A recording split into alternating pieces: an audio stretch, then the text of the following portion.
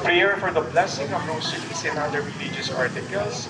In memory of the mysteries of the life, death, and resurrection of our Lord Jesus Christ, and to the honor and glory of the Blessed Virgin Mary, Our Lady of the Rosary of Manaoag, may these rosaries, images, candles, oil, and other religious articles be blessed and made holy in the name of the Father, and of the Son, and of the Holy Spirit. Amen.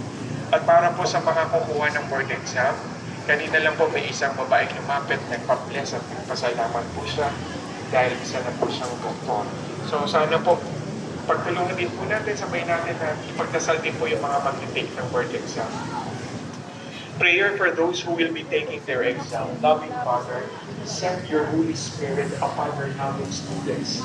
Grant them the gift of perseverance, wisdom, and understanding, that they may do their best in their preparations and perform well during their examination days.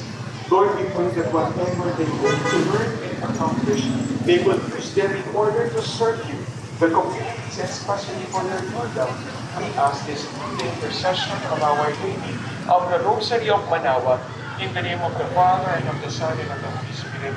Amen. Good morning po. Kayo din po. Yes po. Ay, pabilis natin. Hindi na. Paano mo? Kasi hindi natin sa lunch.